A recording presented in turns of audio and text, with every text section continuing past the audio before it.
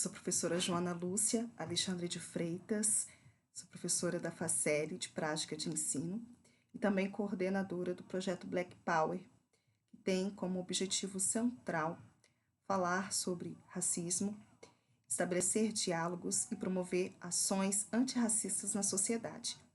Estamos fazendo diversas ações nesse sentido. Dentre elas, algumas lives. Hoje tivemos a segunda live com o professor Max Dias, que disse sobre o ser negro numa história branca. Foi uma live maravilhosa pelo Google Meet. Infelizmente, algumas pessoas não conseguiram ter acesso. Por essa razão, eu consegui gravar, editar e coloquei aqui no YouTube, para aqueles que não tiveram acesso, poder ter acesso a um diálogo muito valioso nesse sentido de reconhecer, né, os mecanismos de racismo e preconceito na nossa sociedade e também maneiras de inibi-lo, tá? Fiquem conosco, tenho certeza que vocês vão gostar muito. De início, eu quero falar para vocês que a ideia do chamariz, né, ou seja, esse nome, esse título para esse bate-papo, Ser Negro numa História Branca, era literalmente um convite para que pudesse mobilizar pessoas a estar conosco aqui, né? Então, assim, talvez muitos tenham ficado se questionando do porquê do título, né? Talvez nunca tenham ouvido falar em algo do tipo, mas a ideia do ser aí, a gente usou as aspas, né? Para mim era demonstrar uma lógica de essência mesmo, e trazer provocações que envolvam esse elemento de uma história que é extremamente embranquecida quando vai se contar não só os eventos, mas também a cronologia, a narrativa, os elementos que envolvem a historiografia, e há um forte embranquecimento, né? A história, do ponto de vista dessa história eurocêntrica, não é um problema só de uma questão racial, ela não é só embranquecida, ela também é heteronormativa, essa história ela despreza o lugar das mulheres. Então, assim, nós estamos falando de uma coisa que ela não está simplificada, né, no lugar do negro, mas a mim foi feita a convocação nesse sentido e eu quero trazer provocações a partir daí. E, na verdade, vocês vão perceber onde eu quero chegar, né? Então, fiz esse convite a partir do título, mas vocês vão perceber qual é a ideia por detrás disso. Mas, já começando, Joana, mas eu não queria deixar passar, porque, assim, eu agradeci, para mim é um prazer enorme estar aqui com vocês, né? Parabenizar essa iniciativa em relação ao debate da condição racial. Então, o próprio nome do projeto, né, pelo que eu entendi, é da área de extensão, Black Power, faz parte daquilo que eu vou conversar um pouco hoje também, né? E mais do que nunca, Joana, eu quero fazer aqui, né, já que é público, está sendo gravado, vai ficar o registro, uma defesa da Faceli, né? Fazer a defesa da Faceli é fazer a defesa do ensino público, gratuito e de qualidade. A gente está em pleno século XXI, 2020, parece que a gente nunca ia passar por um processo como esse, né?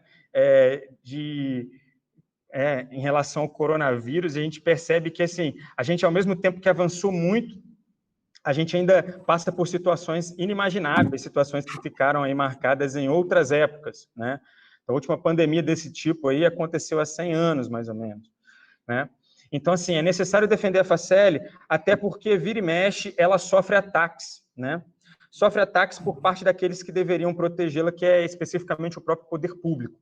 Então, você está lá, você sabe como que a coisa acontece, e eu quero aqui, inclusive, fazer a defesa da necessidade que a Faceli tem de ser cada vez mais autônoma, né? E quando eu falo autônoma, eu falo no sentido de que o seu corpo docente, o seu corpo discente, os seus técnicos é quem devem comandar a Faceli, né? Para que ela não esteja vulnerável a qualquer tipo de medida ou política de mudança de partido, ou mudança de prefeito, ou de qualquer necessidade que a Câmara venha a ter em relação a isso. É preciso defender a educação pública gratuita de qualidade, e a Faceli cumpre um papel essencial na região norte do Espírito Santo, e precisamos continuar nesse caminho, né? Por que eu escolhi a temática? Então, vamos lá, vamos começar a dar uma caminhada aqui, senão também gasto a noite inteira com vocês, eu estou a fim de ouvir vocês também.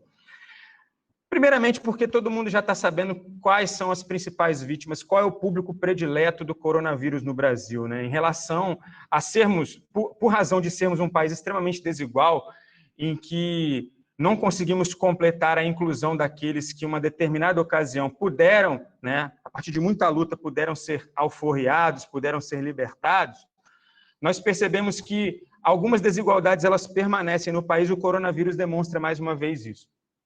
Tem companheiros que estão nessa sala aqui que são da área de educação, companheiros e companheiras, e que refletem comigo pontos nesse sentido também, que até mesmo nesse processo de fazer uso da tecnologia, né, ou seja, fazer um tipo de educação à distância, né, ou seja, educação remota, o que quer que seja chamado, é perceptível quem é o indivíduo mais excluído, né? Nós sabemos que é o jovem, né, adolescente, a criança negro e negra.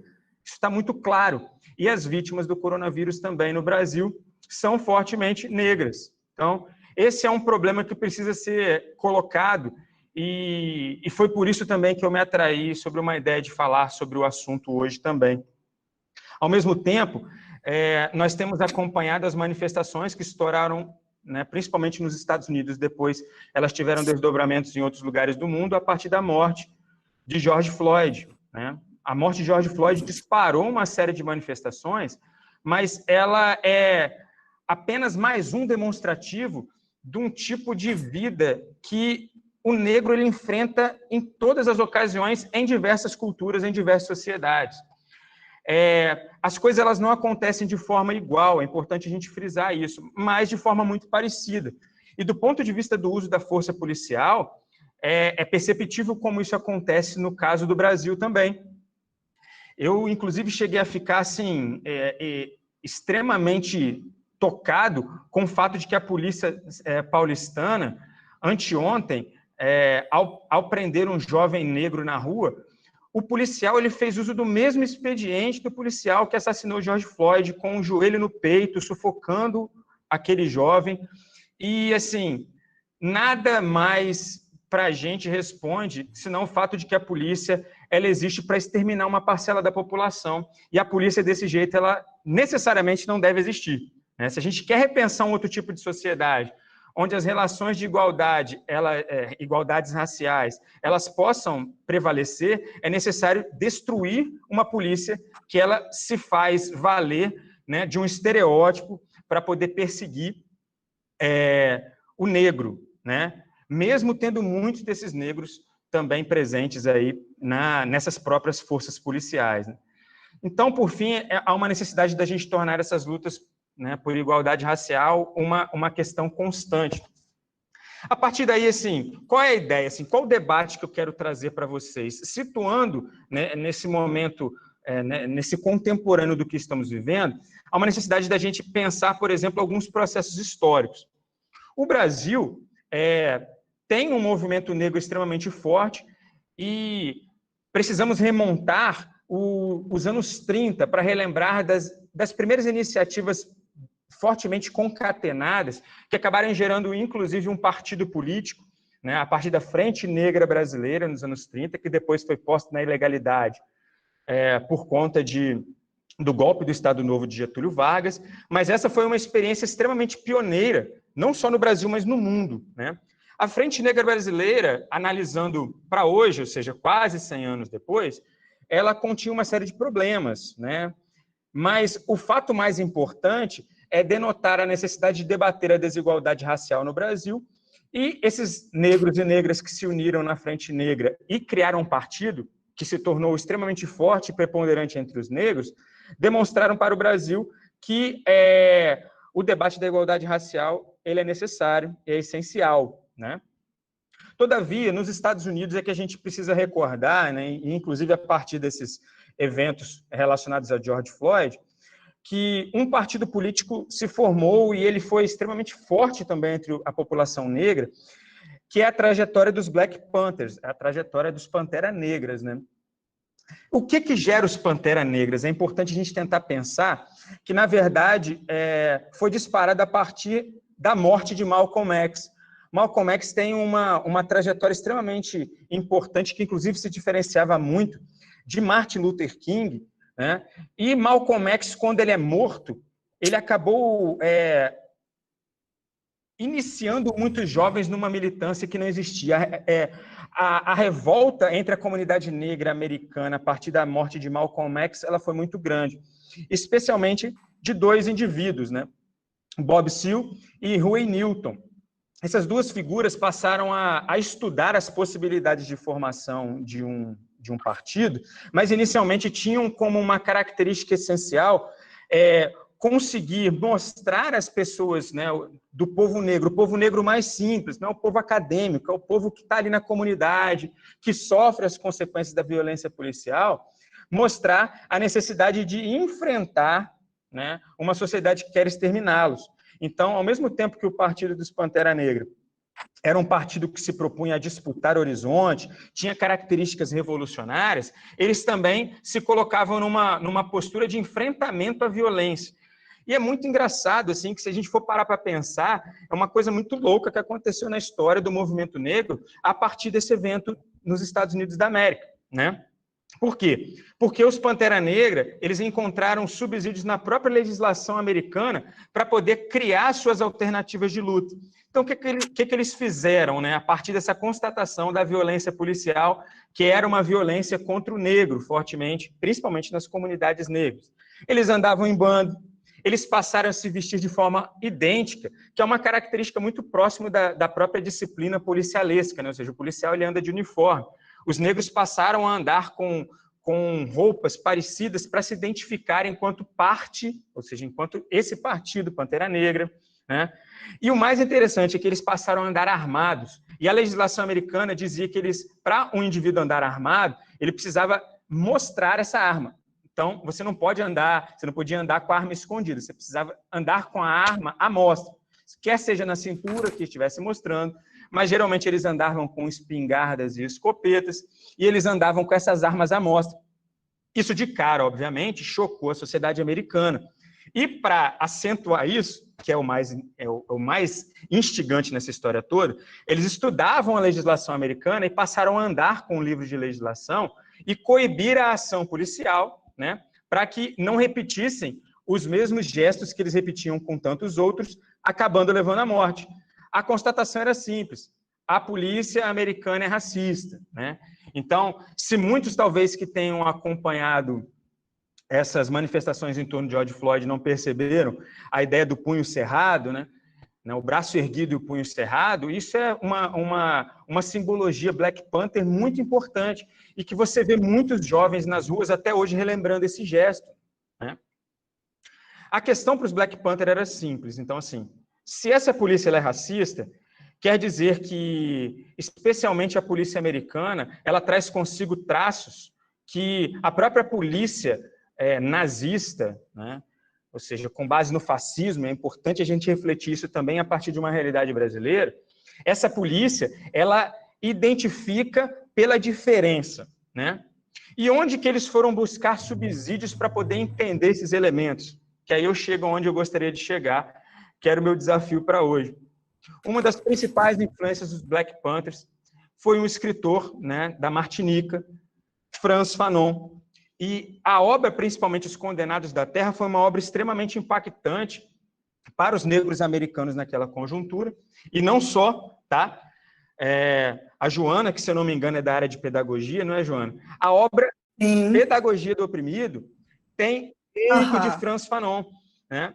O Paulo Freire ele bebeu na fonte de Frantz Fanon para entender o lugar, né? Apesar de não utilizar a mesma explicação em relação à questão racial, ele bebeu na mesma fonte para poder compreender o lugar daquele mais excluído, né? Nesse caso, o mais oprimido. E o desafio dele é um desafio bem fanoniano, que é conseguir levar um indivíduo oprimido a sair desse lugar de opressão, né? Retirar a caixa do opressor que está colocada sobre a mente do indivíduo oprimido, né? Frantz Fanon ele não foi apenas um psiquiatra, ele não foi apenas um teórico, né? E essa obra Os Condenados da Terra, o mais interessante é que assim, o impacto que ela gerou foi a partir de um prefácio, né? E esse prefácio já demonstra o quanto o Fanon estava falando de uma coisa que ela era muito real, muito sincera para a sociedade mundial naquela ocasião, e particularmente na Europa, né, que era onde ele também circulava. O prefácio de Jean-Paul Sartre, que era um dos intelectuais mais importantes da Europa nessa época, e, obviamente, intelectuais reconhecidos por todo mundo, fez com que a obra dele fosse conhecida, né? Então, assim, o paradoxo disso está no fato de que, assim, foi a partir de um prefácio, que é um pequeno texto de um intelectual branco, que a obra de Frantz Fanon, um grande intelectual negro, foi reconhecida, né? Fanon não teve vida fácil, assim. Ele saiu jovem para poder cumprir os seus estudos na França, né? E na Martinica, que é uma ilha, né, que é um território, uma espécie de território ultramarino francês, aqui na região do Caribe, né? E lá, essa população negra é ensinada a partir da cultura francesa, e eles acreditam, principalmente em sua infância, que são literalmente franceses.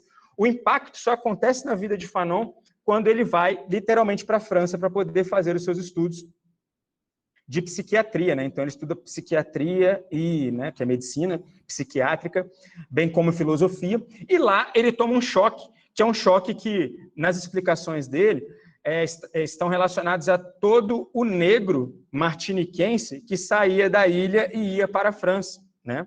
Esse choque era perceber que, apesar de ter sido ensinado na cultura francesa e terem dito para ele que ele era um francês, ele chegava lá e ele não era um francês. Essa contradição é uma contradição tão forte em relação à França até hoje, que talvez alguns venham a se recordar da polêmica que gira em torno da seleção francesa e da convocação para a seleção francesa, e de parcela dos franceses que passaram a não torcer para a sua seleção em decorrência do quantitativo de negros que jogam atualmente, oriundos das colônias, né, principalmente africanas, e que fizeram carreira no futebol, né? O impacto maior disso é de um jogador que ele nem é negro, né, mas é de ascendência argelina, que é o Karim Benzema, que é um jogador também do Real Madrid, e que ele se nega a cantar a Marselhesa, porque a Marselhesa traz consigo um confronto, em sua letra, traz um confronto de dominação a povos que foram oprimidos, inclusive povos argelinos, da onde o Karim Benzema é oriundo. Por falar em Argélia, Frantz Fanon morre jovem, com 36 anos, né? Foi em busca de um tratamento para leucemia, acabou contraindo uma pneumonia e morreu jovem, aos 36, mas antes disso, Frantz Fanon teve a oportunidade de lutar, né, na Frente de Libertação Nacional da Argélia. Então, assim, ele não é só um teórico, né, mas é também um teórico da ação. Para além dos Condenados da Terra, que é essa obra essencial de Fanon, assim, uma obra reconhecida de Fanon, eu trouxe para vocês uma obra que, né, queria discutir a partir da experiência de Pele Negra, Máscaras Brancas. Pele Negra, Máscaras Brancas é um trabalho extremamente interessante de ser lido, tá? Vocês encontram aí na internet, dá para você ir lendo devagar, né? Não é uma obra tão pequena, mas ele traz consigo elementos interessantíssimos, assim, para serem pensados sobre o lugar de Fanon e o lugar dessa obra. Primeiramente, que essa obra que se tornou consagrada, e olha que fato, ela foi uma obra rejeitada pela academia. Fanon quis apresentar esse trabalho como um trabalho de conclusão de curso, mas a academia não aceitou esse trabalho, né? O seu orientador acreditava que era um trabalho extremamente heterodoxo e que continha elementos de parcialidade e que era impossível uma publicação de um trabalho daquele para a conclusão de curso, né? Então, essa obra que se tornou uma obra extremamente emblemática foi uma obra que a universidade rejeitou, né? Essa obra ela é recheada de conteúdos relacionados à obra de um outro martiniquense, que é Aimé Césaire, né? Que é um poeta. Então, essa obra ela também está recheada de poesias para falar sobre o lugar do negro e aquilo que o negro enfrenta no cotidiano de uma sociedade onde o branco ele ocupa esse lugar de destaque. Esse trabalho, então, Pele Negra, Máscaras Brancas, é uma contribuição para o debate da diáspora africana. Então, aqueles que estudam diáspora africana têm nele uma base importante. Ele é fortemente uma crítica do colonialismo europeu, né? Então, estamos falando de uma obra que foi publicada ali no contexto dos anos 60, e aqui, se fôssemos remontar o que foi os anos 60 para a luta racial no mundo, a gente ia gastar mais uma live, então não é a minha intenção, mas eu acho que vocês entendem bem do que estamos falando, né? Então, essa obra, ela principalmente evoca uma crítica da psicanálise. Por que a crítica da psicanálise? Segundo o Fanon, não dá para poder analisar um indivíduo se não levar em consideração o corte étnico para análise, né? Porque o entendimento de Fanon, e a partir inclusive dos seus estudos, é que a psicanálise não levava em consideração a condição diferenciada do negro e da negra. Ok? Então, assim, Fanon, ele denuncia uma coisa que, se nos Estados Unidos da América até hoje é muito claro o racismo, até pela posição que as pessoas ocupam na sociedade, né, os guetos onde os negros são colocados, havia um discurso, né, como ainda há, e esse discurso todos nós brasileiros também vamos reconhecer um pouco, que é a ideia de uma espécie de democracia racial na França, né? E o debate era que, diferentemente dos países anglo-saxões, como a própria Inglaterra, né, como os próprios Estados Unidos da América, na França não havia aí uma sociedade cindida pelo racismo, né? A sociedade francesa, ela seria uma sociedade extremamente tolerante, né?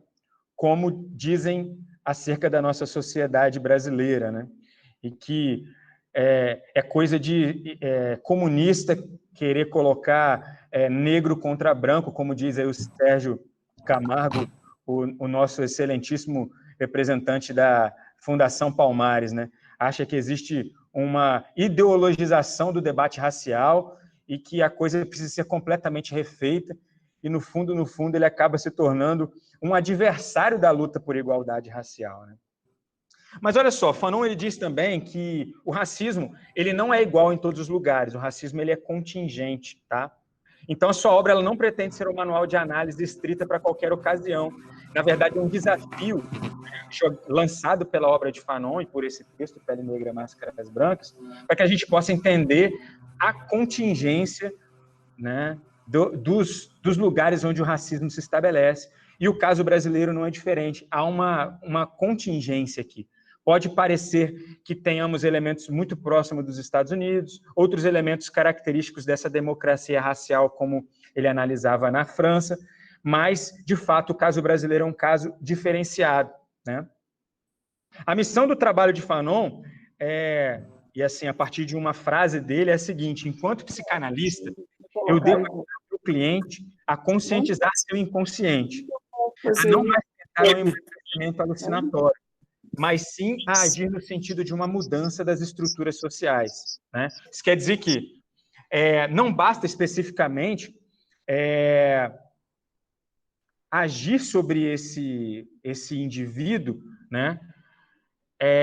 Mas é necessário, particularmente, fazer com que ele compreenda o sentido da existência dele a partir dessa crítica, desse embranquecimento, né? Essa necessidade que muitas vezes esse negro, e no caso os negros que ele atendia, né, seja essa razão Argélia e França, de quererem se embranquecer. Me faz lembrar, inclusive, assim, a história de Fanon e as vivências que Fanon passou, me faz lembrar de duas histórias. Eu vou começar com essas duas histórias para a gente depois delinear alguns aspectos da obra em si, né? Uma dessas histórias eu vivi e uma outra me foi relatada. Eu tive um aluno numa ocasião, quando eu trabalhava em um outro IFES, né? Um IFES em Santa Teresa. Eu trabalhei durante um tempo lá. E esse aluno, que era um aluno da graduação, ou seja, um aluno já mais consciente em relação a uma série de aspectos, um entendimento em relação à sua condição, e esse aluno relatou em sala de aula, né, em uma ocasião de debate sobre questões raciais, ele compartilhou em sala de aula um acontecimento, né, dele numa noite anterior, né, era aula noturna.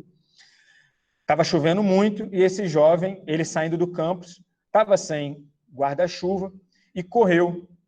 E no instante que ele correu para poder chegar em casa, passou a viatura da polícia. A viatura da polícia, os policiais não satisfeitos, jogaram ele na parede, deram um baculejo nele, né? E a pergunta clássica que fizeram para esse jovem foi a seguinte: por que você está correndo? E a resposta dele, a mais simplificada possível, foi: cara, eu tô sem guarda-chuva, está chovendo. Os policiais entraram na viatura e foram embora.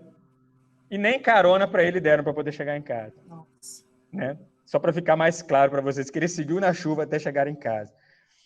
Uma outra, e isso representa muito bem a história que Fanon nos traz, né? De um adolescente negro, né? Um pré-adolescente, na verdade, 12 anos, e ele teve a bicicleta roubada, né? E a pessoa que roubou a bicicleta chegou com uma conversa meio papo furado para ele, pedindo a bicicleta emprestada, queria dar uma volta, aquela coisa, mas um menino novo, 12 anos, não acabou dando papo e acabou cedendo a bicicleta para essa pessoa, que essa pessoa sumiu com a bicicleta dele. E, obviamente, ele chegou em casa chorando, contando para a família que ele emprestou a bicicleta, porque ele não achou que a pessoa poderia roubar a bicicleta. E resumo dele foi o seguinte: eu não achei que ele fosse um ladrão, né? E a imagem dele de ladrão, né, de acordo com esse relatório, era da pessoa negra. E, objetivamente, ele também era um negro. Então, um pré-adolescente cuja imagem que ele tem do ladrão é um negro, como ele, né? Então, todas essas questões e esses exemplos fazem parte aí de uma percepção de Fanon de o quanto o negro ele está, na verdade, enclausurado em sua condição de existência, né? Esse enclausuramento do negro, ele é colonialista, quer dizer, o negro em relação ao aspecto da colonização europeia de conquista, fez com que ele fosse subjugado do ponto de vista econômico, e a obra de Fanon é também interessante nessa perspectiva, né? Que a libertação ela precisa ser do indivíduo, mas a libertação ela precisa ser também de um povo, e ele fala de libertação das condições de existência, né? E condições de existência são condições econômicas, são condições políticas. Então, Fanon se insere numa tradição, apesar de não ser incisivamente marxiano nessa obra, né, ou marxista, como queiram, existem traços de percepção da necessidade de libertação de povos nessa perspectiva do colonialismo europeu, né? Ele inaugura essa obra trazendo uma frase que ele, inclusive, já diz o seguinte: essa frase ela certamente vai causar nas pessoas um constrangimento, mas ao final dessa obra vão entender o que eu estou querendo dizer, né? E Fanon diz o seguinte: o negro não é um ser humano. Ele inicia nessa perspectiva dizendo o seguinte: o negro não é o ser humano. E por que ele vai dizer que esse negro não é um ser humano? Por que o negro não é um ser humano? Porque o negro, como alteridade, ele é uma criação do branco. O que ele quer dizer com isso? Resultado da colonização econômica e a colonização epidérmica, tá? O negro, antes da chegada do europeu para a colonização da África, esse negro na África, ele é um indivíduo que ele se diferencia do outro por aspectos étnicos, ou seja, de etnias. Etnias, inclusive, que os europeus fizeram questão de desfazer ou mesclar, gerando guerras étnicas que permanecem até hoje na África, né? Esse dado é importante. Então, ele conclui que o negro como alteridade é uma criação do branco, né? É uma criação do branco. Ele anteriormente não existia enquanto negro. E aí entendam bem esse jogo de palavras. Não é porque ele não existia sob um aspecto da cor da pele, mas ele não existia como essa alteridade. A obra de Fanon, ela busca fazer um debate amplo desse aspecto econômico, mas ela é essencialmente um debate em torno de elementos psíquicos, né? Sobre a condição do negro, né, no século XX e, objetivamente, traduzindo para hoje, no século XXI, né? Portanto, esse negro, né, ele se traduz numa busca do não ser, né? E ele está em busca de se tornar algo, ou seja, essa colonização epidérmica faz com que esse negro se torne um não ser e em busca de se tornar algo. E esse algo é o quê? É literalmente a alteridade, a necessidade que o negro e a negra têm em se tornarem brancos. E aqui, gente, vamos lá, vamos compreender. Essa fala dele está situada na contingência, Martinica, França. Isso pode ter diferenciação em outras regiões? Pode. Mas a singularidade do pensamento é que a colonização econômica, política e epidérmica faz com que o negro se insira numa lógica de não ser, e em busca de se tornar algo, e esse algo é ser branco, né? Esse, aparentemente, é seu único destino, né? E esse destino é objetivamente um desvio existencial. É legal a gente pensar que a ideia por detrás do título do livro, né, que foi sugerido, inclusive, isso é perspicaz, né, do ponto de vista editorial, pela editora. Falou assim, cara, eu acho que o título chama mais atenção se for assim. Pele negra, máscaras brancas, né? E Fanon ele vai discutir vários elementos dessa dialética, né, em torno da condição do negro e do branco.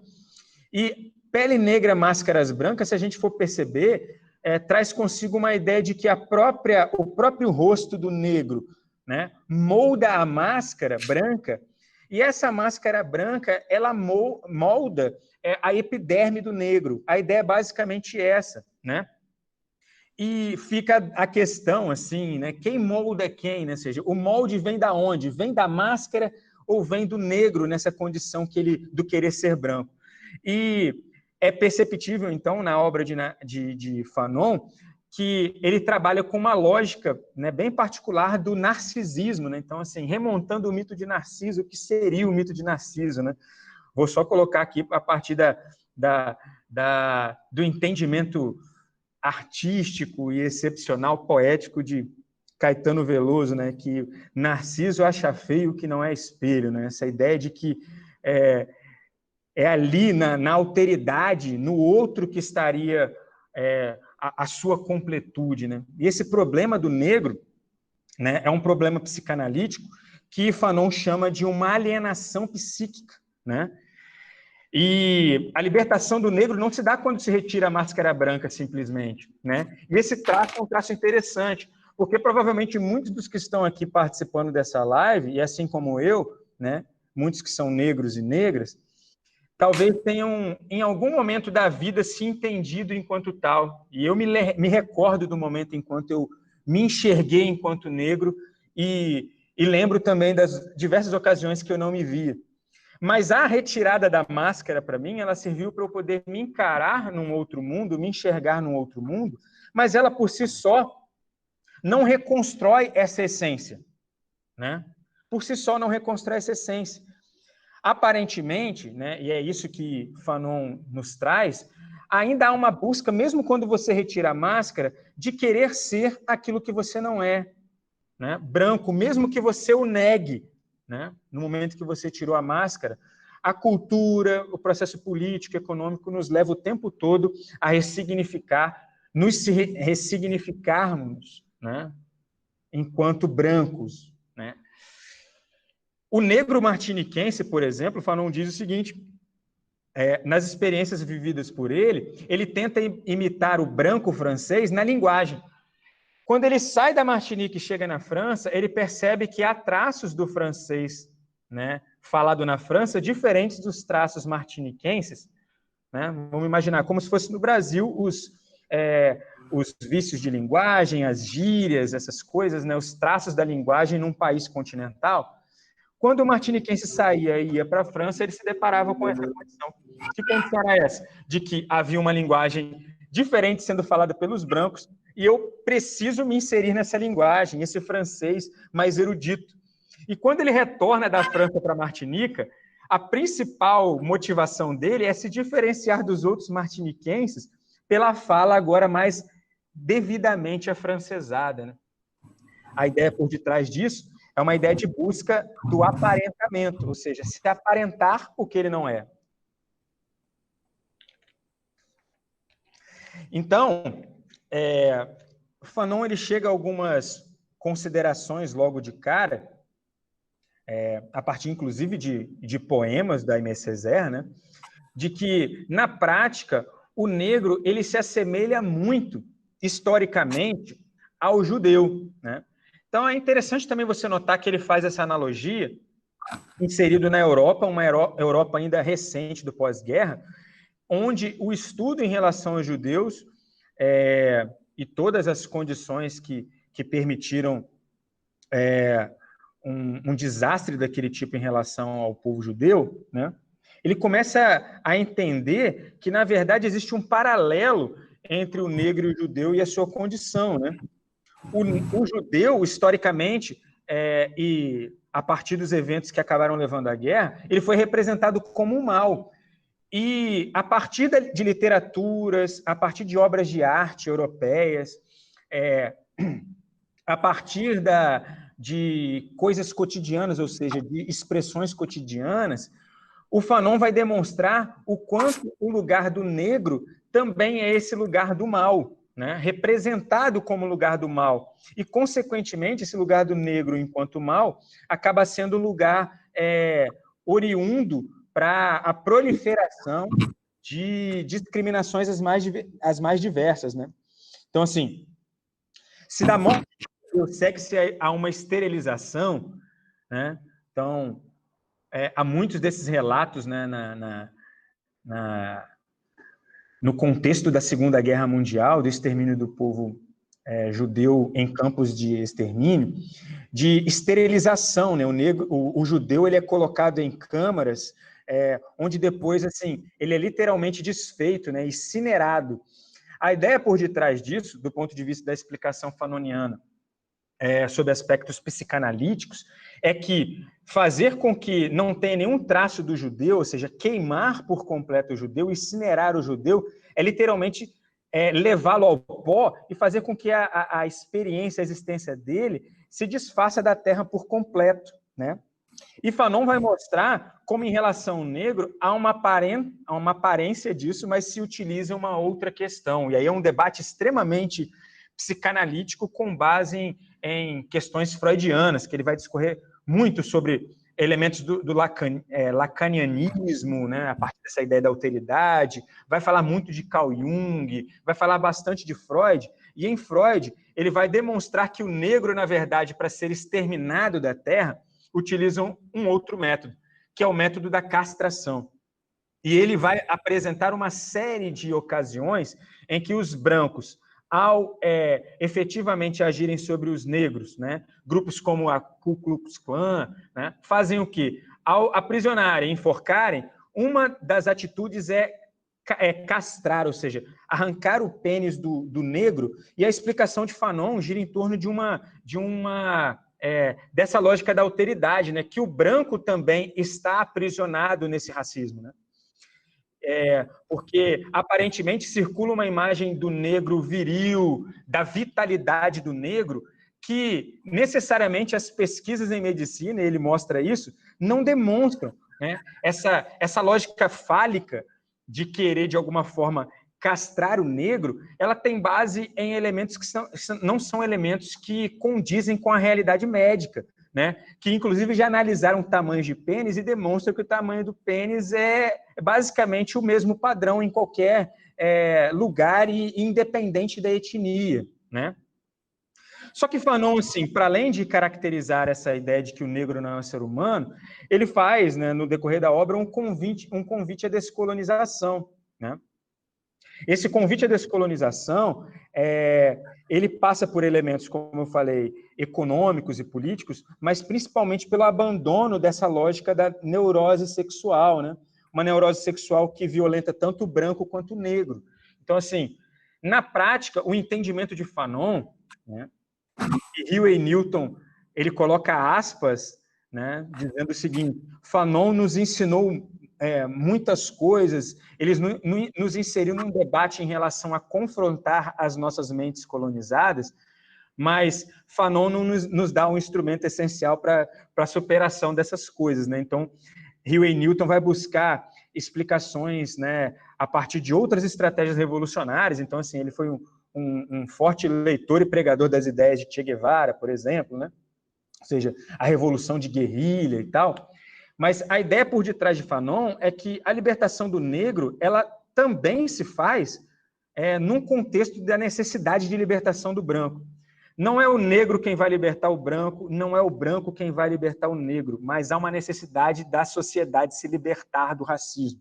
A conclusão que aparentemente é simples, denota uma dificuldade muito grande, porque tem explicações num psiquê espalhado em toda a sociedade que coloca condições de amaldiçoamento do negro, né? Condições de que o negro ele é pior porque ele só sabe fazer coisas relacionadas à emoção, como a música, como a dança, né? Ou seja, relações com carnaval, ou seja, samba, né, escolas de samba, desfile. Já o branco ele estaria completamente voltado a uma racionalização, que a produção intelectual ela é toda branca, como se o mundo negro jamais tivesse produzido tamanha potencialidade como os brancos europeus produziram, né? Então, por detrás do debate de Fanon, há uma necessidade do negro se libertar e também do branco se libertar, a fim de que a sociedade ela possa caminhar para um outro processo, né? Então, assim, eu queria parar por aqui para que a gente pudesse fazer um frete da palavra, para que as pessoas pudessem conversar um pouco mais, porque eu já falei muito e eu teria muito mais coisa para poder conversar, mas eu também não quero ser extremamente cansativo, né? Mais essa hora da noite.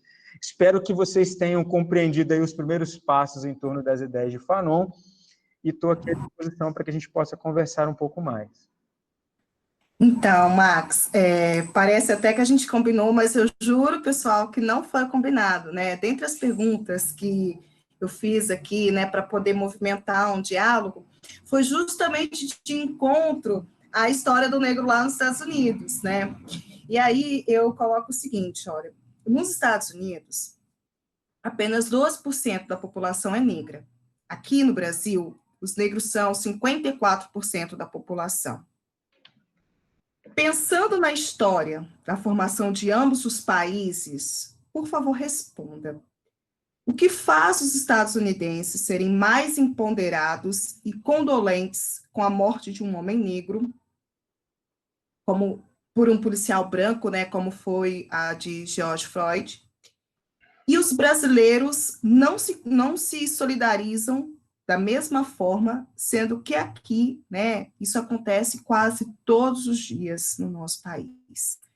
Então, assim, diante das suas pesquisas, né, diante dos autores, você já até que meio que começou a responder essa pergunta, sem mesmo saber que eu iria te perguntar. Mas é interessante porque, depois da morte do Freud, surgiu o movimento, né, Vidas Pretas Importam, e a maior parte das pessoas que estão lá lutando são brancas. Eu fiquei emocionada de ver aquelas manifestações, porque há negros, mas a maior parte é branco. E aqui no Brasil, isso não acontece. Embora sejamos a maior parte da nação, parece que estamos anestesiados a esses assassinatos que ocorrem todos os dias em diversos lugares do Brasil. O que será que faz as duas culturas serem tão distintas, Max? Então, Joana e demais, assim, há uma diversidade no processo de formação da população, e o resultado histórico disso vai trazer reflexos para o hoje, né? Então, assim, qual é a problemática nos Estados Unidos da América? Você tem uma população que foi fortemente estabelecida sobre a desigualdade racial. Fanon, inclusive, explica isso a partir de princípios da cultura anglo-saxônica, né? Então, e ele diz, por exemplo, que a cultura latina, ou seja, espanhóis, portugueses, bem como franceses, se dão mais à mistura. Isso não quer dizer que não exista o racismo, mas quer dizer que o racismo se traduz em complexidades outras, né? Então, assim, o caso americano é um caso muito emblemático que é possível enxergar, ver, né, muito mais facilmente a partir da cor da pele das pessoas, ou seja, esse componente étnico que faz com que a diversidade ela seja muito clara, né, porque nós estamos falando de tom, de cor de pele e de traços, e que, consequentemente, fica muito mais claro ainda como que a violência se traduz sobre uma parcela apenas. O caso brasileiro é um caso complicado se você for utilizar esse mesmo parâmetro, por quê? Apesar das nossas pesquisas demonstrarem, mas nós estamos falando de pesquisa, né? Esse que é o X da questão. Se um negro ou um branco americano sai na rua e vê uma determinada cena, é impressionante que não necessariamente a mesma cena que se reproduz aqui no Brasil, um negro ou branco vai enxergar da mesma forma, né? E a base, para mim, no caso brasileiro, diz respeito a um processo de miscigenação, diferentemente de lá, mas de miscigenação com um componente teórico. Tá bom, Joana? Aqui no Brasil, na verdade, esse componente teórico, ele tem base principalmente em teorias que, inclusive, são pouco discutidas, né, ou são pouco apresentadas, que são teses chamadas de embranquecimento da população brasileira.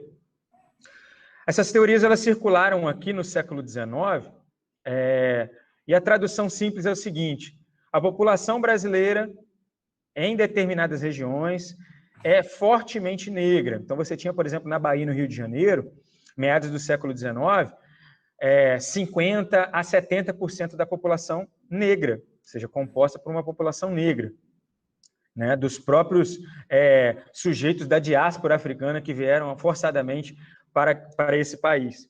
E qual foi a genialidade que alguns teóricos brasileiros, qual foi a conclusão genial que eles chegaram? Era preciso, para que a população brasileira evoluísse, né, porque nós estamos falando aqui de teorias eugenistas, era necessário que a população se misturasse, tá? Porque, de acordo com esses teóricos, médicos inclusive, o componente branco da pigmentação, eu morro de rir porque assim, é muito interessante como que a ciência ela vai sendo colocada em xeque, né? Nós estamos vivendo um momento no mundo em que a ciência está sendo colocada em xeque por teorias terraplanistas, tá bom?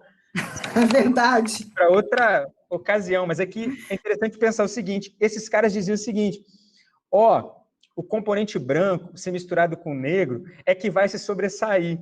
Então, nós precisamos fazer com que a população branca se misture com a negra para fazer com que o Brasil não seja um país atrasado no futuro, porque o negro é sinônimo de atraso. E o que isso quer dizer? As teorias de embranquecimento são teorias necessariamente racistas, né? Defendidas por figuras importantes do Império Brasileiro, e por detrás do processo imigratório europeu, porque aí a gente precisa chegar nessa conclusão, né? Pelos sobrenomes, vejo alguns aqui, né? São sobrenomes de tradição italiana, né?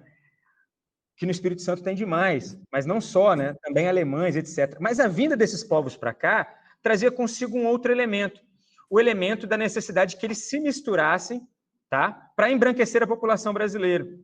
Eles não vieram para cá simplesmente porque o governo estava oferecendo terras, estava oferecendo oportunidade, ou porque na Europa estavam em guerras nacionalistas. Não foi só por isso. Foi por isso também, mas o componente das teorias de embranquecimento, elas vingaram aqui no Brasil, né? Vingaram tanto que desenvolveu as teorias de democracia racial, né?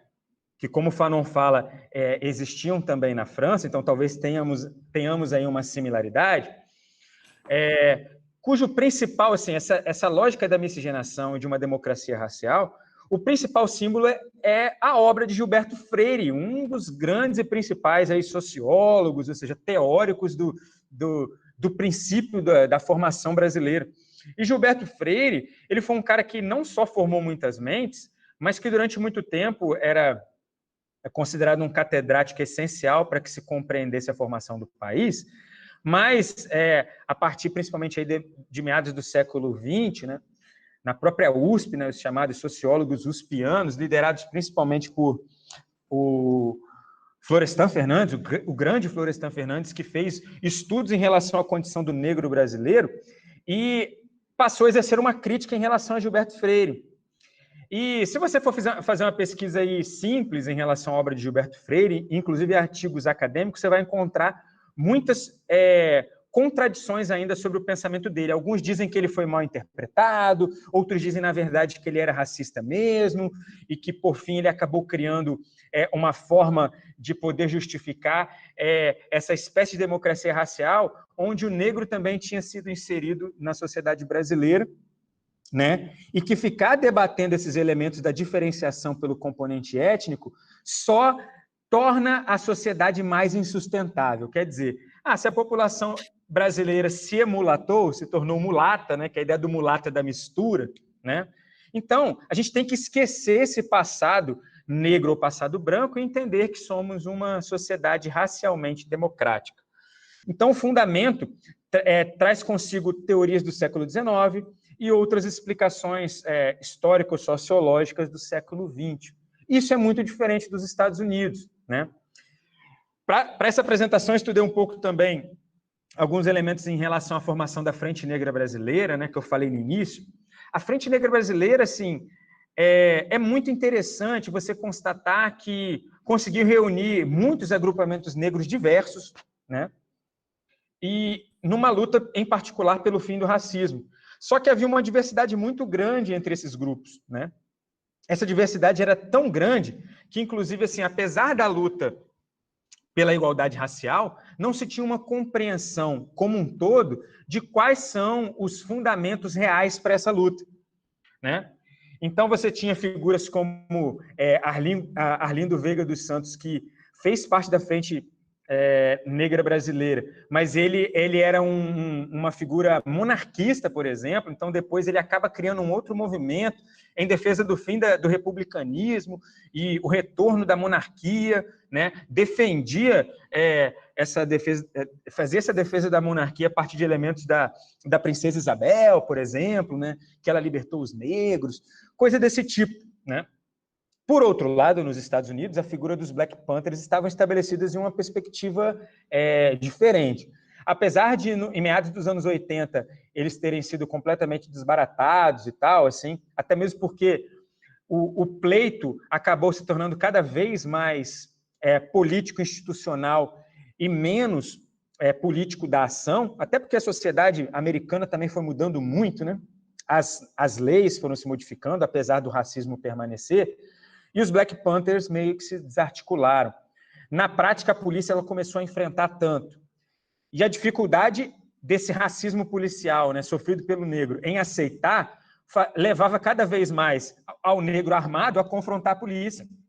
Então, você tem episódios de troca de tiros entre policiais e negros Black Panthers de mais de 3 horas de tiroteio dentro de um bairro, né, nos Estados Unidos. Então, assim, é um negócio impensável.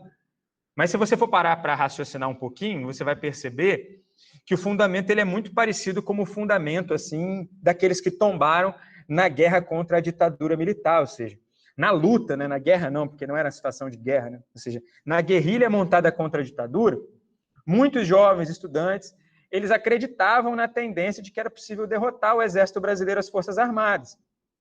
E na prática nós estamos falando de um processo muito mais complicado, muito mais difícil. E os Black Panthers passaram por isso também, no decorrer do século XX, nos anos 60 e 70, e acabaram levando muitos a não se afiliarem mais a essa lógica de enfrentamento pelo risco que gerava, né? Porque, assim, no fim das contas, George Floyd pagou com a vida, né? E mais um policial branco não vai pagar com nada. Está solto, né? Vai poder se reempregar de novo. Vai ter gente que vai bater palma quando ele entrar no restaurante, vai ter gente que vai bater palma quando ele entrar no supermercado. Sim, porque apesar de terem brancos e negros lutando por igualdade racial nos Estados Unidos, existem muitos brancos lutando por supremacia racial. Porque se fosse o contrário, eu acho que a luta em relação à derrubada dessas barreiras raciais, ou seja, o fim do racismo estava muito mais perto lá do que cá, né?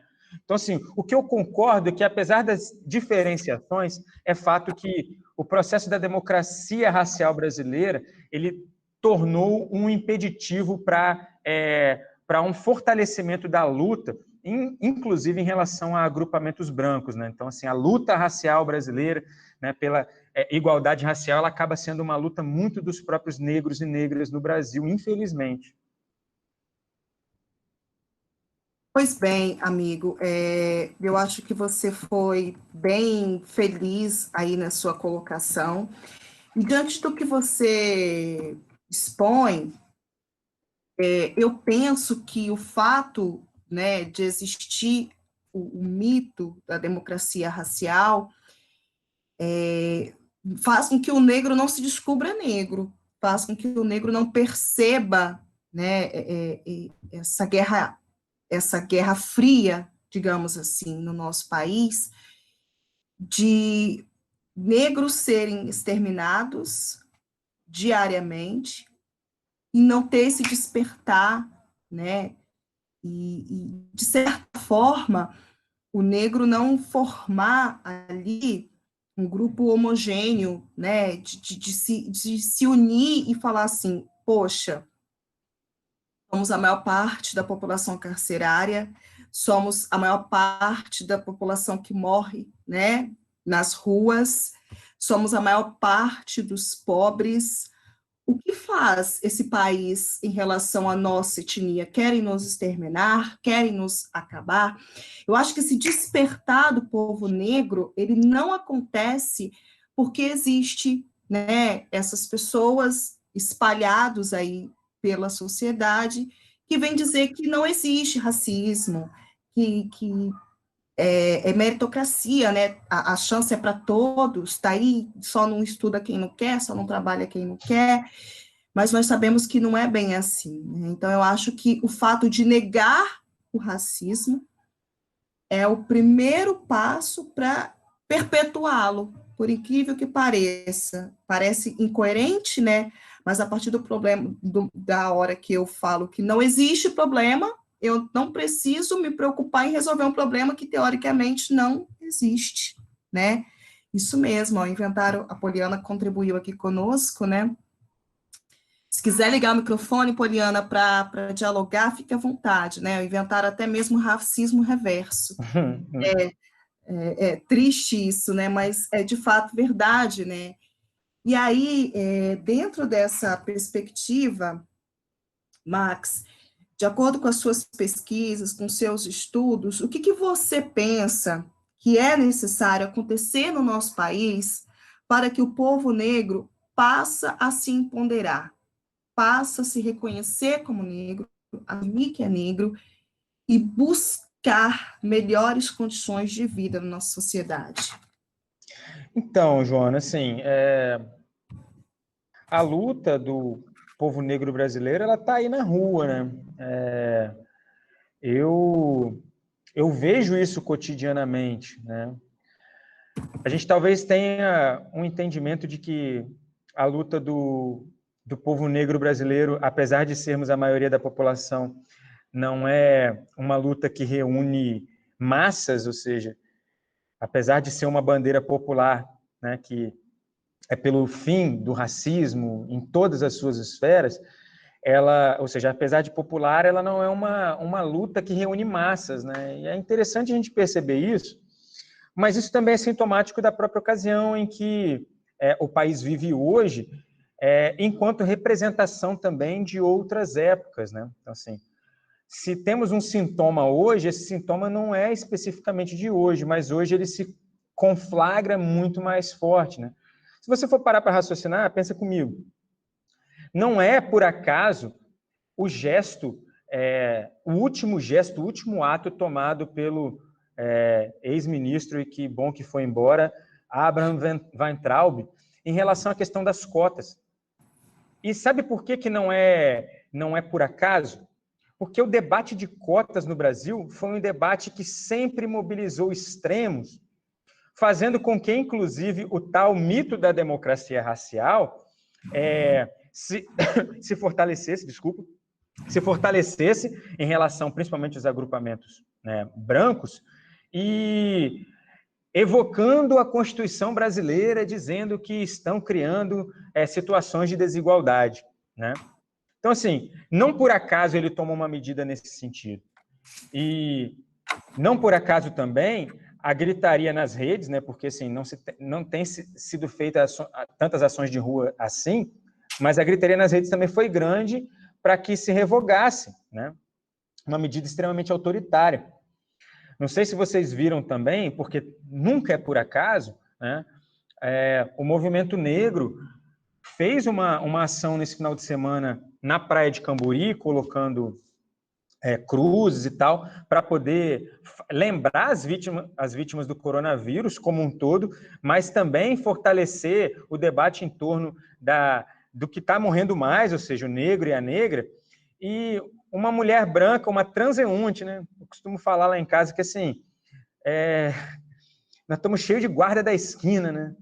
Essa fala que não se sabe ao certo se realmente ela foi dita no contexto da ditadura, mas ficou consagrada, né, a partir da ideia do AI-5, né, que O grande problema do AI-5 não era especificamente o instrumento em si, mas os efeitos do instrumento na rua, né? Ou seja, em especial no guarda da esquina. E aí uma mulher, uma transeunte, uma mulher que estava caminhando na praia, ela teve a pachorra, a coragem de meter a mão na faixa, arrancar a faixa, né? E levar consigo e ficar dizendo que vivemos num país democrático e ela tinha o direito de fazer aquilo. É uma coisa absurda, mas assim, por que as pessoas estão empoderadas nesse sentido também do confronto? Né? Aqui eu nem vou chegar na figura que senta da cadeira da presidência da República, porque seria chover no molhado. Né? Mas assim, se você for parar para pensar que inclusive uma figura que representa esse lugar do negro dentro de um governo extremamente embranquecido, né? Que é o Sérgio Camargo, lá na Fundação Palmares, e o cara fala atrocidades cotidianamente, assim, como você conseguir reverter um jogo nesse cenário é muito difícil. Porque, inclusive, e aí façamos disso uma compreensão do lugar em que estamos inseridos para concretizar a luta, o negro no Brasil também tem a mente colonizada de uma forma geral. Né? Ele também precisa retirar a máscara, e não só, mas se compreender numa luta que é essencialmente não de superar o branco. Né? A gente precisa passar dessa fase, né? Como nos diz Fanon, mas de perceber as condições de igualdade e construir essa igualdade. Então, assim, a tarefa em relação à mobilização e à descolonização da mente do negro brasileiro é uma tarefa nossa todo dia, que a gente tem que fazer em sala de aula, né? Que a gente tem que fazer numa conversa quando alguém solta uma piada racista, né? Quando, por algum motivo, você vê algum tipo de movimentação nas redes sociais que evoca supremacia branca, né, e simplifica esses elementos. A gente está vivendo esse tempo no mundo. Então, a gente achar que é natural que o negro especificamente se liberte, como pela primeira vez que ele se olha no espelho e consegue fazer cair dos seus olhos, né, como se fossem vendas, e ele se enxergar negro, isso não é simples. Isso não é. Porque também não foi simples ele ter deixado de se enxergar especificamente, né, como um humano. Né? É quando o branco chega e coloniza que ele se percebe na alteridade. Esse é o detalhe importante da obra de Fanon e que precisa ser caracterizado aqui. Né? Então, assim, nós não vamos...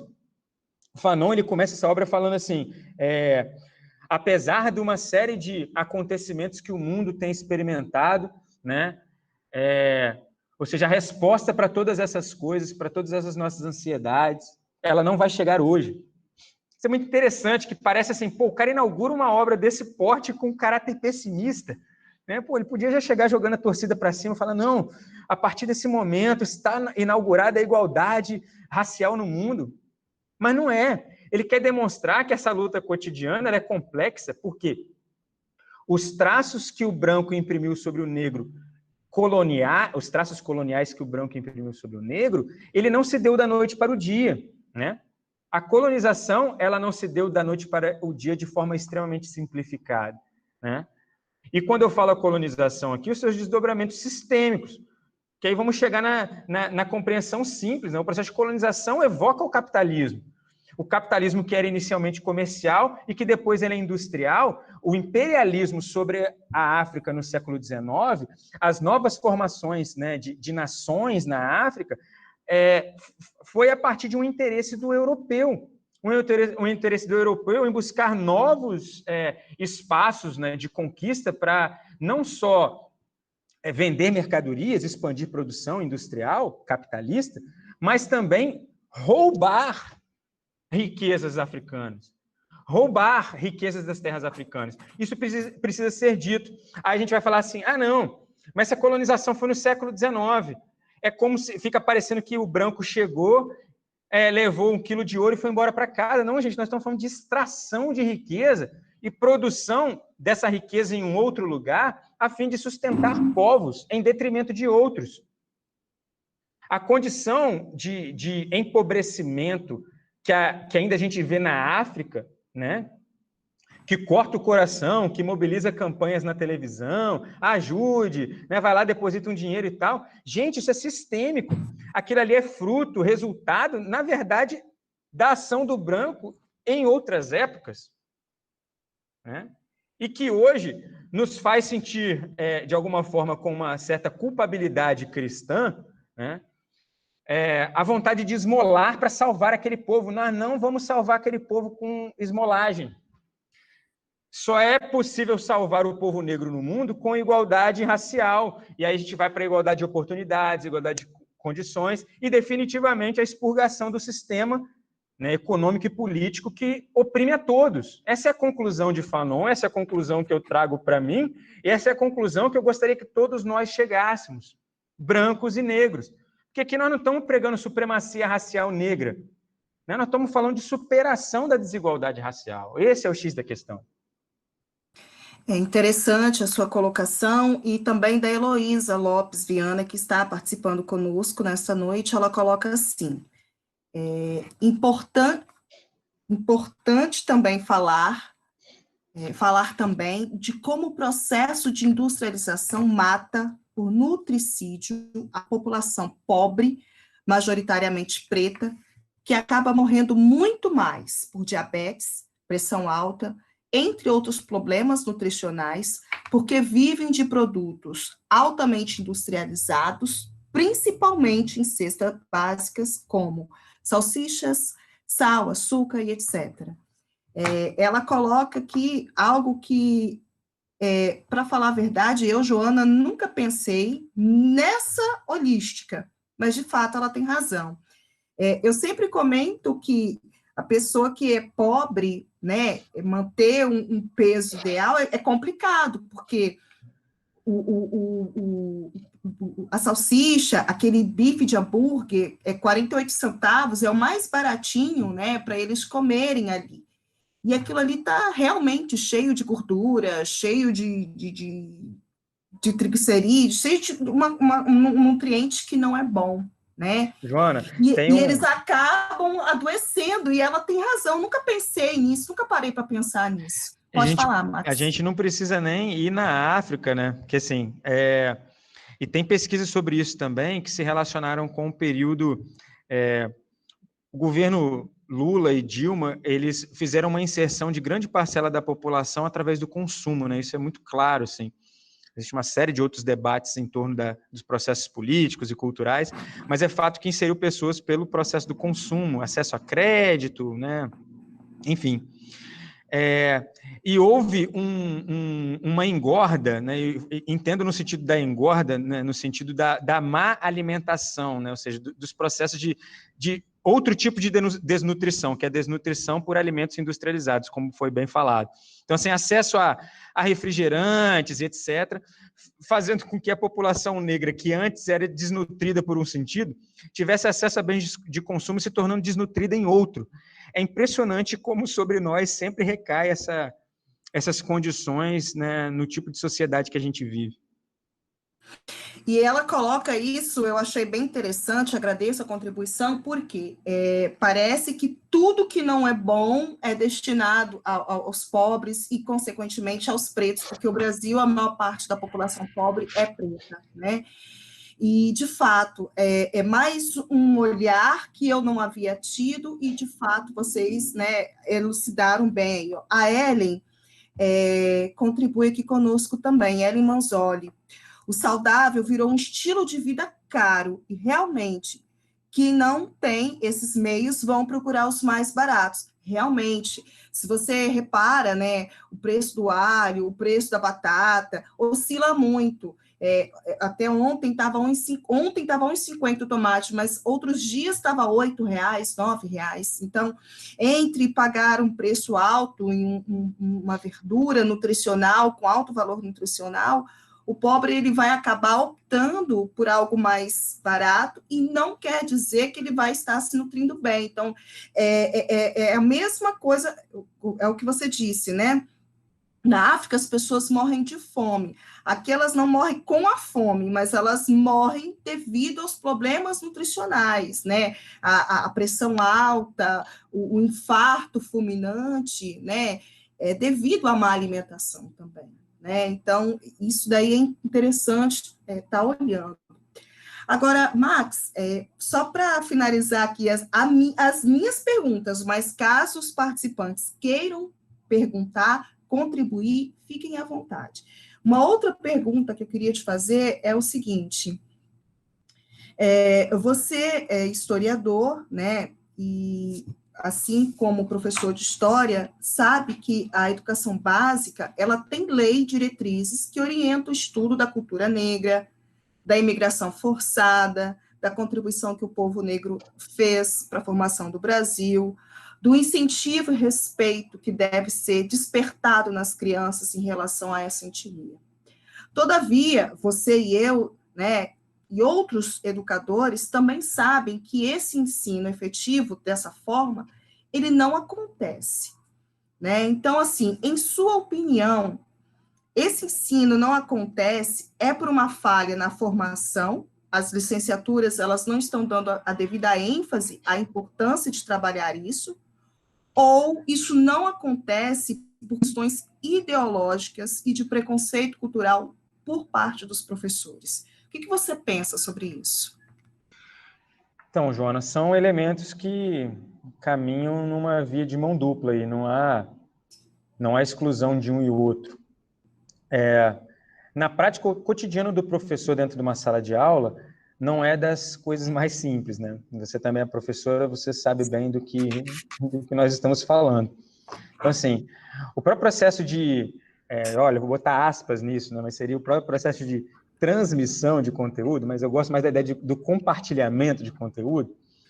Ele envolve uma dificuldade muito grande e que não necessariamente fazer uma discursividade em torno da história da África, por exemplo, remontando um passado obrigatório. O que eu estou querendo dizer com isso? Você ir lá montar uma aula e não tornar essa aula atrativa para esse jovem, para esse adolescente sobre a história da África, a gente não vai conseguir também fazer com que ele compreenda essa razão, ou seja, o porquê da gente estar debatendo aquilo. Então, assim, o desafio, ele gira em torno da dificuldade que se tem na formação dos professores, sim.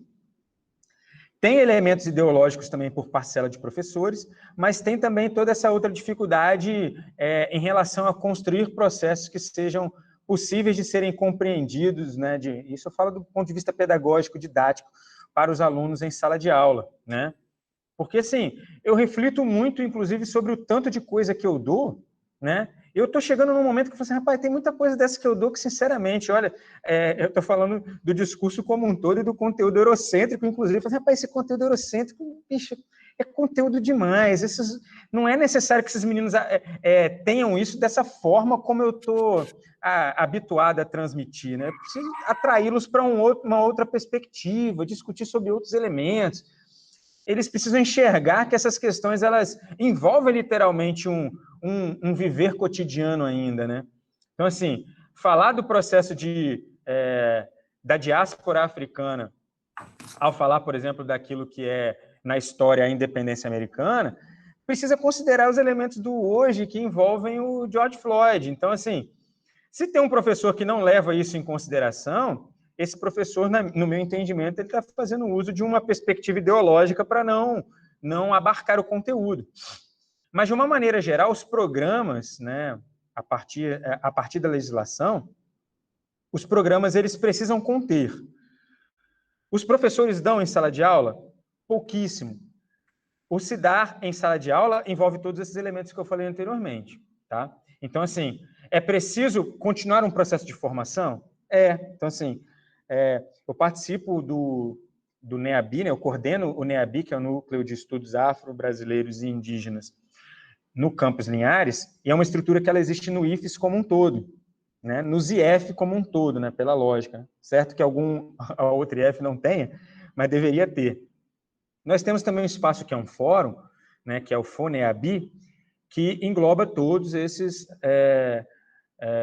representantes de NEABIs espalhados pelo Estado do Espírito Santo. E dentre as coisas que a gente conversa lá é a necessidade de potencializar a formação, né, o chamado processo de formação continuada, né, através de cursos FIC, que quer que seja cursos que a extensão no IFES permite fazer, para os demais professores, né? Mas também essa formação ela precisa levar em consideração que o professor da área técnica, por exemplo, o que eu preciso compartilhar com ele de conhecimento étnico-racial para que ele possa utilizar disso em sala de aula? Porque senão ele também não se sente convencido. Um professor de matemática, um professor de física, ele não se sente convencido. E ele precisa compreender, primeiramente, que o processo de ensino-aprendizagem traz consigo um fio norteador. Assim, esse adolescente, esse jovem, ele não é simplesmente um adolescente jovem, né? Ele é um adolescente jovem que antes ele é um negro, negra, né? Mulher, LGBT. Ele traz consigo outros elementos antes de ser um discente, antes de ser um estudante. E essa compreensão é que permitiria que o debate étnico-racial se espraiasse, ou seja, se espalhasse por todas as áreas de conhecimento, né? Muito mais do que um professor de história ficar ensinando para todos os alunos história da África sem contextualização, por exemplo, que também não resolve, né? Interessante. A Poliana Leonardelli, ela faz uma pergunta. Joana, gostaria que ele falasse sobre a questão do lugar de fala. Queria entender isso melhor. Nossa. Não, está tratando de uma questão extremamente polêmica, né? E esse é um debate, olha só, a gente vai acabar entrando em alguns processos muito contemporâneos em relação ao lugar de militância, não só no Brasil, mas no mundo, né? E quando eu falo muito contemporâneos, eu estou falando de século XXI mesmo. Porque essa não era uma questão de século XX, particularmente, tá? A própria ideia de lugar de fala, ela é uma tradição muito contemporânea, relacionado aí fortemente a estudos de identidade, que inclusive se choca com uma série de coisas, assim, porque eu já participei de espaços em que, assim, eu sentia um branco sendo coagido a não falar porque ele estava num espaço onde estava se discutindo questões raciais, ele estava sendo coagido a não falar porque, aparentemente, ele não tinha o que dizer porque ele não tem o lugar de fala.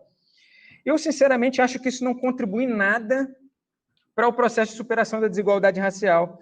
Como eu acho também, né, iria pelo mesmo caminho em relação ao debate LGBT, não, que o hétero não pode falar, porque o homem não pode falar, né, da mulher, mas entendo o seguinte, a representatividade, ela é sim importante, né? Você criar por exemplo, estou aqui, vamos criar um movimento negro aí, aí só tem branco.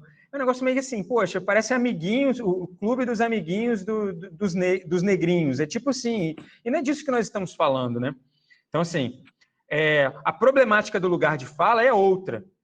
O debate sobre identidade e representatividade, eu reconheço, né? Acho essencial, porque, por exemplo, você tem muitos espaços onde você não tem mulheres liderando, você não tem negros ou negras liderando, você não tem LGBTs liderando, porque há ali uma heteronormatividade branca e macho e do macho que impede esses grupos de participarem, de terem lugar de fala, de terem a identidade garantida. Então, essa é uma outra questão. Mas, assim, eu tenho sempre muito receio às lutas encampadas pelo identitarismo, que acabam levando a refutar os grupos que poderiam ser parceiros. Tem duas coisas que eu desconfio. De grupos que refutam através desse discurso de identidade, bem como outros agrupamentos que não levam em consideração a representatividade da identidade. Isso quer dizer, nem tão ao céu, nem tão ao inferno. É preciso a gente ter uma compreensão nesse sentido, né? Porque não podemos dizer que todo branco é inimigo, adversário só porque é branco. Todo homem é adversário inimigo só porque eu sou mulher. Não é esse o âmbito do debate. Se for para a gente poder unificar em relação a alguma coisa para ser destruída, seja o sistema de opressão, né? Porque, assim, o Fanon, ele encerra a obra, né, de forma magnífica, dizendo o seguinte, e eu trouxe aqui para vocês, que cesse para sempre a servidão do homem pelo homem. Ele faz aqui uma releitura de processos a partir da sua leitura de Marx, né? Mas com o sentido de incluir a ideia da servidão, a ideia da palavra servidão aqui é porque ele está evocando as condições em que o negro está submetido na sociedade né, capitalista, como esteve em outras sociedades que não eram capitalistas ainda, né? Ou seja, sociedades mercantilistas. Certo. A Patrícia Andrade, ela coloca que quando uma mulher avança, nenhum homem retrocede. Eu acho que é isso que a gente tem que pautar a nossa fala, né? Não estamos aqui querendo incitar negros contra brancos, muito pelo contrário. O que nós devemos é lutar pela igualdade de direitos, né? A luta antirracista é uma necessidade, concordo com a fala dela, e não só a luta antirracista, mas a luta também contra a intolerância aos LGBTs, aos indígenas, né? Toda essa forma de preconceito que a gente vê dentro da nossa sociedade.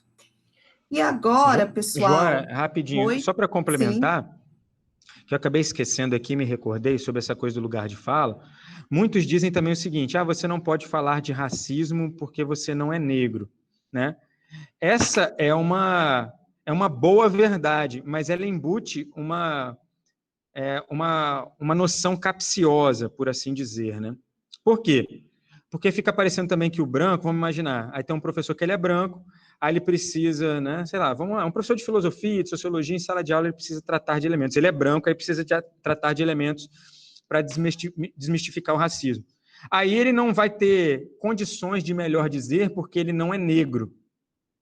Cara, eu não considero que é por aí, apesar de acreditar que quem sofre com o machismo é a mulher, quem sofre com o racismo é o negro, é a negra, isso é fato, né? Mas nós não estamos falando especificamente de compartilhamento de experiências de vida para traduzir esse lugar de fala. Nós estamos falando da necessidade de superação de desigualdades, né? Quer sejam raciais, né? Quer sejam de gênero, enfim. certo. Então, eu pergunto aos nossos queridos participantes se alguém mais tem alguma pergunta a fazer.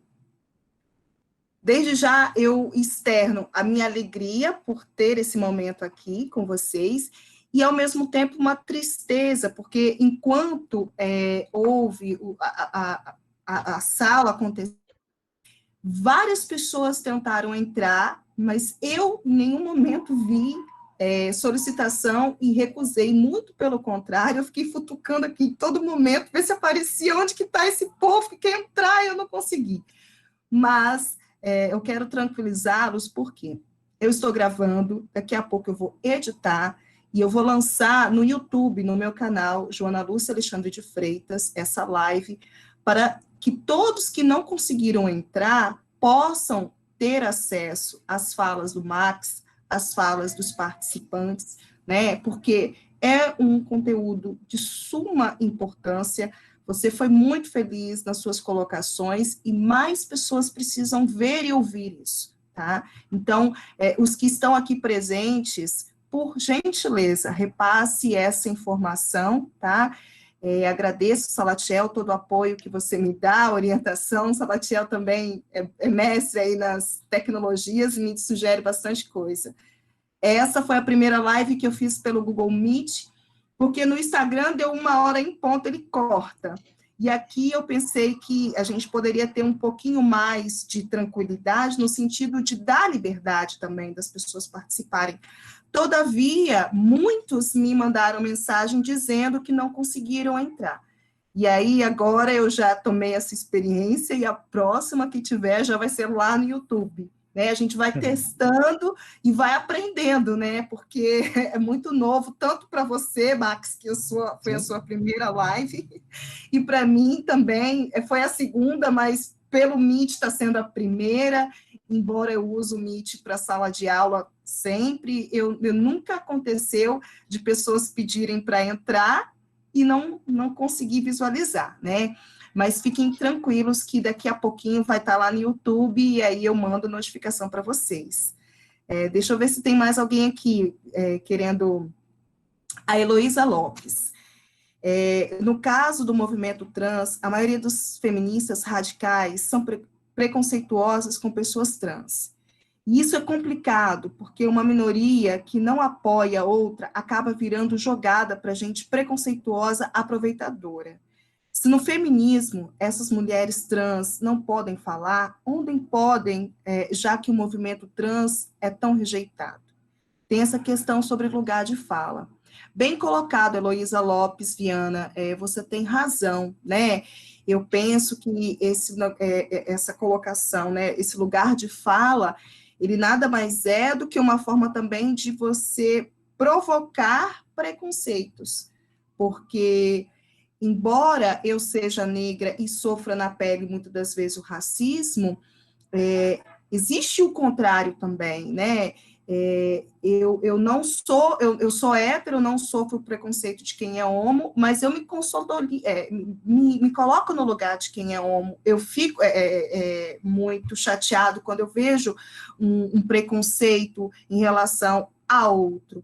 Na verdade, eu acho que todo ser humano que estudou um pouquinho, que tem um pouco de cultura, né, de empatia, muito bem, Letícia, todo ser humano que tem um pouco de cultura, ele vai sentir empatia e também enojado de ver qualquer tipo de preconceito, seja racial, seja de gênero, seja de religião.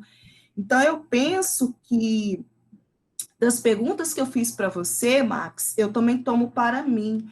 Eu penso que o caminho para a gente começar a empoderar os negros é começar a dialogar mais, reconhecendo a existência desses preconceitos e, acima de tudo, priorizar respeito, respeito a diversidades, esse negócio de lugar de fala, acho que não cabe numa sociedade que tem que enfrentar diariamente preconceitos de cor, preconceito de raça, de gênero, de etnia. Eu acredito que eu não preciso estar na pele de quem está morrendo para sentir a dor da agonia dele. Eu não preciso pegar Covid-19 para saber os sintomas. Basta que eu entenda, basta que eu me coloque no lugar do outro para que eu possa falar sobre assunto e comungar das ideias. Eu acho que está precisando disso, né, de mais empatia na nossa sociedade, para que a gente possa ter um país melhor, né? E eu acho que, quanto educadores, nos cabe estudo, porque foi o que você disse, não adianta nada você, em história, falar tanto da história do negro se o professor de matemática não faz, se de ciências não faz, de geografia não faz. Por quê? Porque é algo complexo e que envolve várias disciplinas, é multidisciplinar. E o professor de física, ele só vai ter conhecimento para falar sobre o assunto se ele estudar, né? Tem muitos professores que são perfeitos em ensinar a matemática, mas eles não conseguem perceber que eles vivem num sistema que ele mesmo sofre preconceito. Às vezes ele é vítima de preconceito e ele não percebe, porque a faculdade que ele fez muito frisou no específico e o humanístico ficou de lado. Eu falo isso por eu mesma ter essa experiência. A minha primeira graduação em ciências biológicas, e a gente só estudava biologia e ciências. Essa parte de ciências humanas, elas não eram muito levado à parte de reflexão, do refletir sobre a situação da sociedade. Eu fui sentir essa necessidade quando eu fui trabalhar. Foi aí que eu senti a necessidade que a pedagogia, a diferença que a pedagogia faz, que as ciências humanas faz, e foi no mestrado que a minha mente abriu, né? Então, assim, foi preciso eu ter vários anos de profissão, de experiência, de sentir a necessidade de me formar, de me capacitar nessa área, para abrir a minha mente. Eu fico triste porque demorou muito. Deveria ter sido lá na graduação, né? Se a minha mente fosse melhor aberta lá, as minhas aulas de ciências seriam outras, as primeiras que lecionei, né? Hoje elas são contextualizadas nesse sentido de promover respeito, igualdade, mas antes, se eu tivesse tido esse despertar na licenciatura, teria sido melhor. Então, eu penso que também as licenciaturas, não só a pedagogia, mas todas as licenciaturas, têm que também estar atentos a isso, né? Nós não vivemos desarticulados. Enquanto eu sou professora de português, matemática, história, geografia, ciências, eu vivo num mundo que tem vários problemas sociais. E essa teoria que eu trabalho, ela tem que me ajudar a viver em sociedade e minimizar esses problemas. Caso contrário, a teoria fica sempre dissociada da prática, né? É isso, Joana. Eu quero agradecer mais uma vez aí a oportunidade de estar com vocês, me colocar à disposição em outras circunstâncias, espero presencialmente poder estar com vocês aí num debate que a gente possa construir a partir de outros elementos, de outras questões. Então, assim, gostei bastante e também a gente trocar outras figurinhas, IFES, Faceli, eu acho que existe essa necessidade.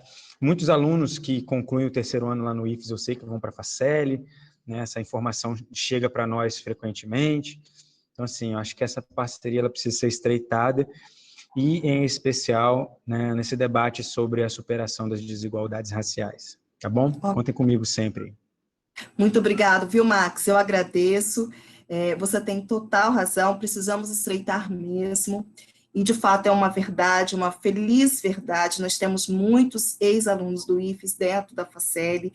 Eu fico muito feliz porque eu vejo que é uma educação pública de qualidade na educação básica e no ensino superior, e ambos são gratuitos, os alunos, né, estão fazendo a aquisição desse direito, e devem mesmo tomar posse disso. Eu fico muito feliz, tá? Pode ter certeza que nós vamos nos encontrar mais vezes em outras oportunidades, tá? Agradeço a você e a todos aqui presentes. Muito obrigado, viu, pessoal, por vocês participarem, por nos prestigiarem. Falei que você ia gostar? Sabia. Teremos mais diálogos nesse sentido agora no mês de julho, que está chegando.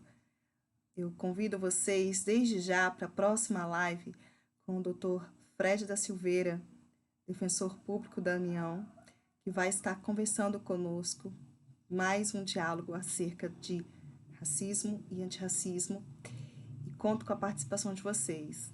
Vai ser aqui no YouTube, de uma forma mais democrática e fácil de acesso. E desde já, divulguem esse vídeo nas redes sociais. E assim que estiver pronto o folder de divulgação do próximo evento, eu vou estar compartilhando aqui com vocês. Um grande beijo.